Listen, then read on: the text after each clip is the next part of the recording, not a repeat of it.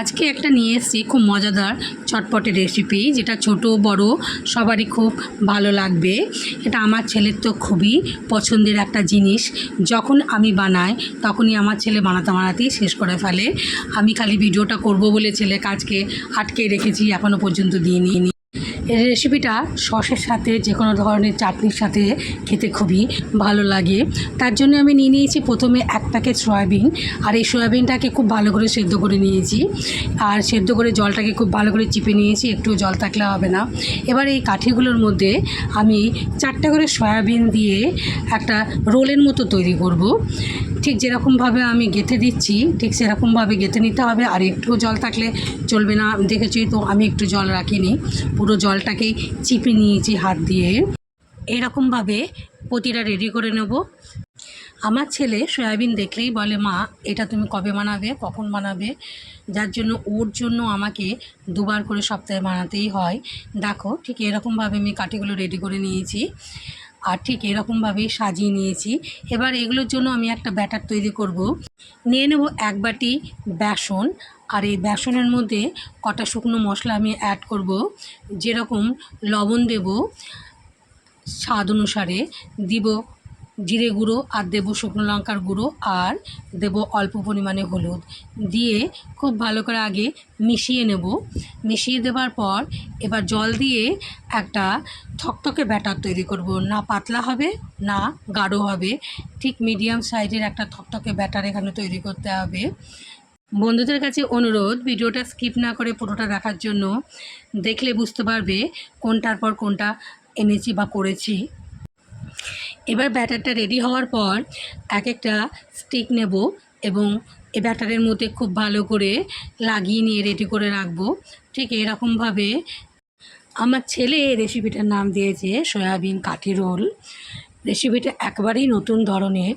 আমি বানাতাম, ও আমাকে জিজ্ঞাসা করেছিল, মা এই রেসিপিটার নাম কি? আমি বলেছিলাম তুই একটা নাম দিয়ে দে। তখন ও এই নামটাই আমাকে সাজেস্ট করেছিল। যেহেতু সয়াবিনগুলোকে আমি টুথপেক কাঠির মধ্যে গেঁথে দিয়ে তৈরি করেছি, তার জন্যেই কাঠি রোল নামটা দিয়েছে। তোমাদের নামটা কেমন লেগেছে আমাকে অবশ্যই কমেন্টে জানিও। আর যদি তোমরা এই রেসিপিটা তৈরি করো তাহলে তো অবশ্যই কমেন্ট করো কেমন লেগেছে রেসিপিটা তোমাদের খেতে। এ দেখো ঠিক এরকমভাবে সবগুলোকে আমি রেডি করে নিচ্ছি। আমার ভিডিওটা যদি তোমাদের ভালো লাগে তাহলে অবশ্যই একটা লাইক করো, এবং আমার চ্যানেলে প্রথম হয়ে থাকলে চ্যানেলটাকে সাবস্ক্রাইব করো এবং পাশে বেল চিহ্নটাকে প্রেস করো, তাহলে আমার ভিডিও নোটিফিকেশনগুলো তোমরা সব পেয়ে যাবে। এবার আমি রিফাইন তেল দিয়েছিলাম একটা ফ্রাই প্যানে গরম করতে, সেটা অল্প একটু গরম হয়ে এসছে। সেই অবস্থাতেই আমি এই রোলগুলো একটা একটা করে এই ফ্রাই প্যানের মধ্যেই দিয়ে দেবো। এটা একটা ছড়ানো জায়গাতে দিলে খুবই ভালো হয়, তার জন্য আমি ফ্রাই প্যানটা ব্যবহার করেছি। এই ফ্রাই প্যানের মধ্যে আমার যতগুলো কাঠি রোল আছে সবই ধরে গিয়েছে। আমি একসাথেই দিয়ে দেবো। সবগুলো দিয়ে দেওয়ার পর প্রথম 5 মিনিট একেবারেই টাচ করব না। যখন ভাজা হয়ে যাবে তখন ওপর থেকে ভেসে উঠবে, তখনই বোঝা যাবে যে এগুলো ভাজা কমপ্লিট হয়ে গিয়েছে। 5 মিনিট পর দেখো আমি উল্টে পাল্টে নিয়েছি এবং ভাজাটাও কমপ্লিট হয়ে গিয়েছে। ঠিক এরকমভাবে ভেজে নিতে হবে।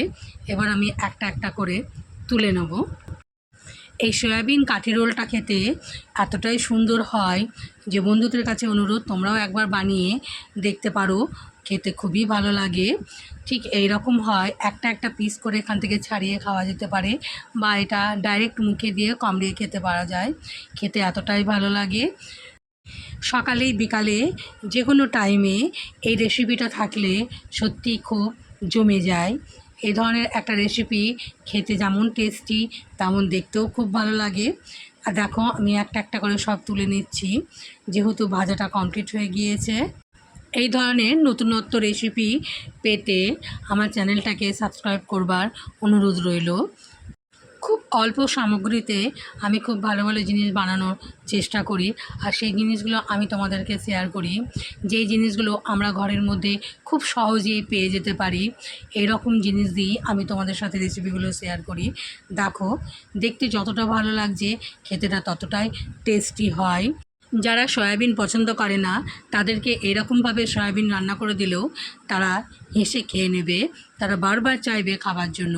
দেখো আমি সার্ভ করেছি, কত সুন্দর লাগছে এবং তুলেও দেখাচ্ছি দেখতে কতটা ভালো লাগছে, খেতেও ততটা ভালো লাগে। এবং আমি তার মধ্যে একটু সস দিয়ে গার্নিশ করে দিয়েছি।